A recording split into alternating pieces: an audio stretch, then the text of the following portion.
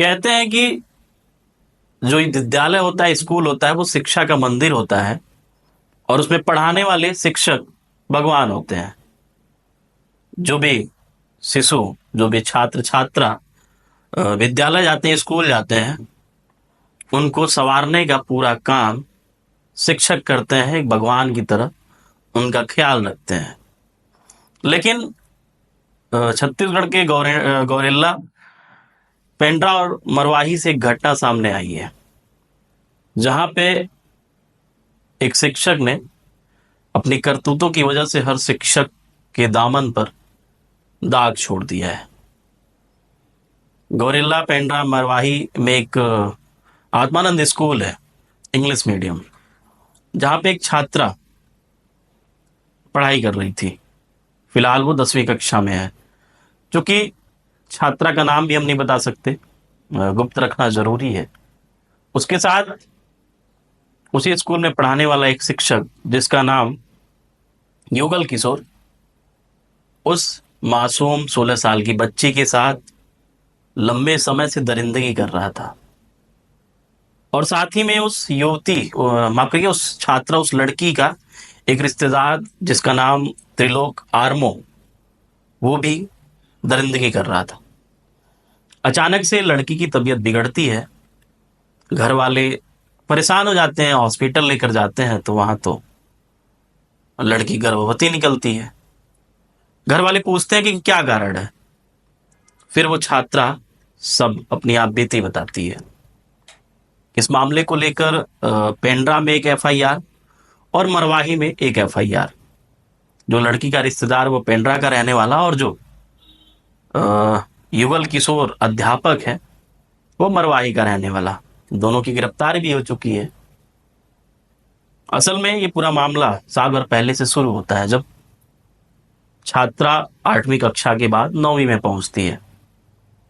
ये वहीं पे शिक्षक रहता है, आत्मानंद इंग्लिश मीडियम स्कूल में हिंदी का छात्र, हिंदी का शिक्षक। धीरे धीरे छात्रा को बहलाता फुसलाता है, छात्रा को अपने चंगुल में फंसाता है, फिर छात्रा को ब्लैकमेल करता है, उसके साथ शारीरिक संबंध बनाता है। और इसी बीच छात्रा की मुलाकात अपने रिश्तेदार त्रिलोक आर्मो के साथ मुलाकात होती है। त्रिलोक आर्मो भी बकायदा छात्रा से करीब साल भर शोषण करता है।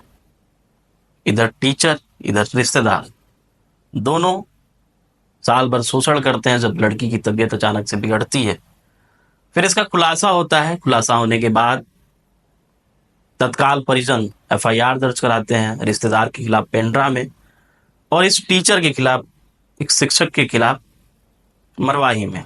इस मामले को लेकर आज कांग्रेस कमेटी के सदस्य, जिला अध्यक्ष और तमाम मेंबर आज कलेक्टर परिसर पहुंचे, वहां भी ज्ञापन दिया।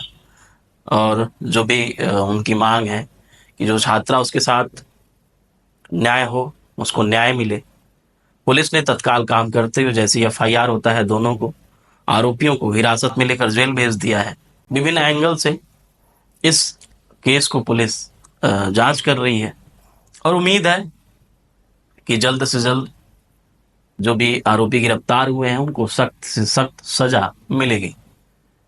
आखिर शिक्षा के मंदिर में अगर ऐसा कुकर्म होता है तो स्वाभाविक सी बात है, जो शिक्षा का भगवान कहा जाता है, उससे भी लोगों का भरोसा उठेगा। सुनिए क्या कुछ कहती हैं वहां की प्रिंसिपल स्नेहलता शुक्ला और कांग्रेस कमेटी के जो सदस्य हैं, जो पदाधिकारी हैं, वो भी बाकायदा मीडिया के सामने आकर अपनी खुलकर बात रखें और क्या कुछ उनकी मांग है उसको भी सुनिए। भैया आप देख रहे हैं कि जब तक छत्तीसगढ़ सरकार में जब भी बीजेपी की सरकार आती है, ऐसी घटनाएं हम बार बार देखने को मिल रही है। और ऐसे छोटे से जिले में, पेंड्रा बहुत छोटे से जिले हैं, ऐसे छोटे से जिले में भी ये कृत्य हो रही है, जो महिलाओं के लिए शर्मसार करने वाली घटना है। हम जब बच्चियों को स्कूल भेजते हैं तो एक सुरक्षित माहौल में, एक कंफर्ट जोन में भेजते हैं, एक उम्मीद करके कि गुरु जो है वो बहुत अच्छे से हमारी बच्चों की केयर करेगा और आगे भविष्य बनाएगा। पर जिस तरह से शुरू होकर भी जो कृत्य हो रही है हमारे बच्चों के साथ, ये बहुत निंदनीय है। और अभी भी प्रशासन इस पर कोई कार्रवाई नहीं कर रही है।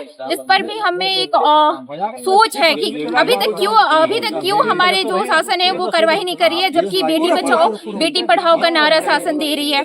बहुत सारी ऐसी योजनाएं जो ला रही है मोदी सरकार ला रही है, सांस सरकार जो ला रही है, हमारी बीजेपी गवर्नमेंट ला रही है, पर इस बीजेपी सरकार में क्या महिलाएं सुरक्षित हैं? हम देख रहे हैं कि जितने भी बलात्कार के जो केसेस हैं वो बीजेपी सरकार में दुगने हो जाते हैं। क्यों हो जाते हैं? क्योंकि वो फूलमालाओं से जो बलात्कारी होते हैं उनका स्वागत किया जाता है, बलात्कारियों को जेल से रिहा किया जाता है। क्यों कराया जाता है ये सब चीजें? अगर बेटी बचाओ बेटी पढ़ाओ का नारा अगर दिया जाता है तो महिलाएं सुरक्षित हो, सुरक्षित फील करें, चाहे वो अपने घर में हो, समाज में हो, स्कूल में हो, कॉलेज में हो। ये सुनिश्चित कौन करेगा? हमारी सरकार करेगी, हमारी कलेक्टर करेगी, हमारे एसपी करेगी। तो बहुत शर्मनाक है भैया कि अभी तक इतना एक छोटी सी बच्ची जो 10वीं 12वीं की बच्चियां हैं उनके साथ ऐसा हो रहा है और अभी तक कोई कार्रवाई नहीं है। शिक्षा विभाग ने कोई कार्रवाई नहीं की है, ये सोचने का विषय है। और कोई कार्रवाई ना होते हुए भी कोई आंदोलन भी नहीं हो रहा है, ना ही तो कलेक्टर वहां पे जा रही है, ना कुछ भी हो रहा है। तो ये तो बहुत सोचने की विषय है कि अगर महिलाएं हैं तो सुरक्षित कहाँ है? हम ये चाहते हैं कि बच्ची को न्याय मिले, उस पर जो अपराधी हो उनका कार्रवाई हो, उचित उनको दंड मिले, और जो शिक्षा विभाग वहाँ पे है वो सक्रिय हो, और जो प्रिंसिपल अभी तक एक्शन में नहीं आई है उनका प्रिंसिपल का भी ट्रांसफर हो सकता है कि बर्खास्त भी हो वो, क्योंकि उनके अगर स्कूल में कुछ भी हो रहा है तो उनके नजर में ही हो रहा होगा। जी, ये जो है हमारे यहाँ की ही बच्ची है सर, कक्षा 10वीं की छात्रा है, और यही के एक सर के ऊपर आरोप लगा है कि उन्होंने उनके साथ दुष्कर्म किया है। उस बालिका के द्वारा अन्यथा या फिर किसी अन्य के द्वारा इस प्रकार की किसी भी घटना की जानकारी नहीं आई थी, अन्यथा मेरे द्वारा तुरंत त्वरित कार्यवाही की गई होती। मेरी पूरी सहानुभूति सर उस बालिका के साथ में है, क्योंकि बालिका नाबालिग है, और जो भी दोषी है इसमें उसको कड़ी से कड़ी सजा हो, और मेरा पूरा सहयोग, मेरी संस्था का सहयोग पूरी तरीके से रहेगा। इसमें निष्पक्ष जांच किया जाए।